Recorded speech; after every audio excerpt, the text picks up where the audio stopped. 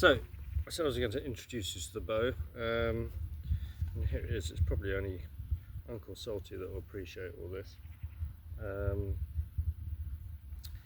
So it's a Shrew Classic Hunter 2, 52 inches long,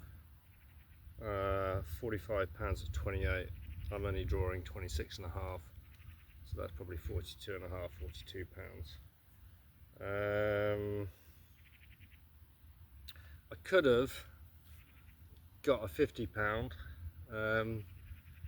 because I could draw that, not a problem. I need to draw smooth as, but I'm 51 and I'm not going to be like, I haven't got money to buy loads and loads of bows, and I wanted two bows that were going to last me my life. So the 40 pound recurve and the 45 pound Shrew, I think are going to be the go.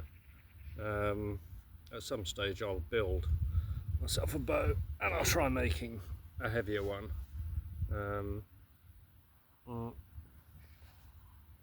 But basically at 51 you're not getting any fucking stronger, and I'd quite like to, well, I know that I will still be shooting these things when I'm 70, 80, because they're light enough and I'll still be strong enough.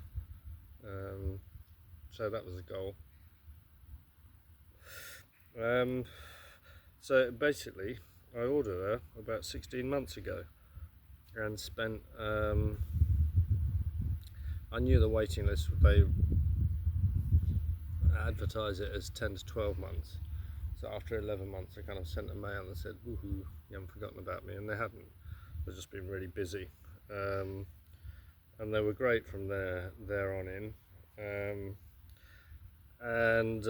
So when it eventually arrived, the day before I went on holiday, and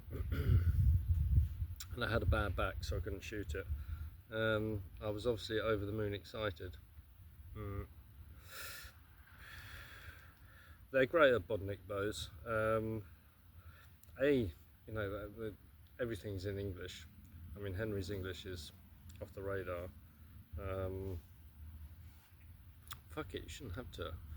You know, I should be talking to them in German, but my German is horrific now.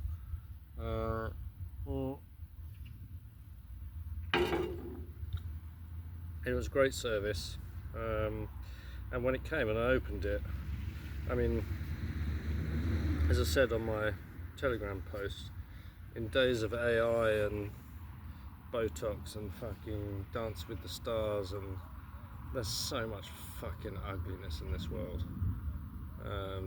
So much mass-produced bollocks. I mean, all the electric cars are fucking ugly. There's so little that's beautiful anymore, apart from when you're out in nature. And to get just behold and hold a piece of craftsmanship, I mean, it's magnificent. It's so light. I'll show you bits and bobs.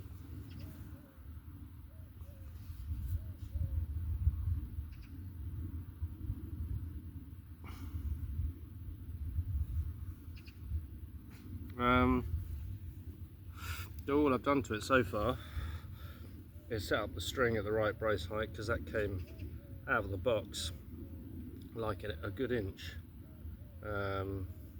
too high. Put on a duct tape provisional knock, which I saw some guy do on the internet at Shatterproof Archery, and it's just fucking genius. Instead of faffing around with brass knocks, which I don't really want, I'm going to learn to tie proper knocks on here, and I will put a second one on afterwards. But I'm not going to sort that out until I take it to Frank at Suklau, who's the guy who makes arrows and is a bit of a wizard, and I'll see what he thinks I should be shooting out of this. At the moment, I'm shooting the things for the 40 pound recurve, which is only like, it's a 700 spine and it's a 350 grain arrow, so it's really light. but I can put them where I want to put them with this after a couple of days, so something's going right. So it's got a little calf skin, which is a nice touch. I mean, that's sweet. Little calf skin rest on it. I got the oyster shaped wall silencers. I've moved those today back out towards the limbs, because when I was looking at what I was actually doing, and they're up here somewhere, and there's no way that's ever touching that with my draw. But yeah, it's just fucking beautiful. The real work of art.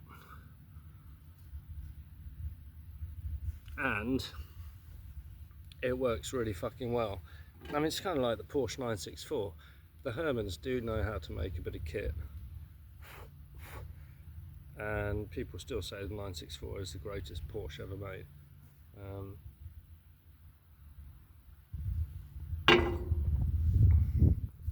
So it's kit that looks great. I mean, it looks fucking fabulous, feels great, and it works great. And there's only two nations on the earth that do that shit anymore, and that's the Japs and the Germans. And the Germans are still doing it despite the last century. So good on them. Right, enough bollocks. I'm going to go and shoot it. So there it is. Well worth the wait. Thank you very much, Bodnik Bows. Thank you very much, Ron LeClaire, for designing the thing in the first place. It's a joy to shoot.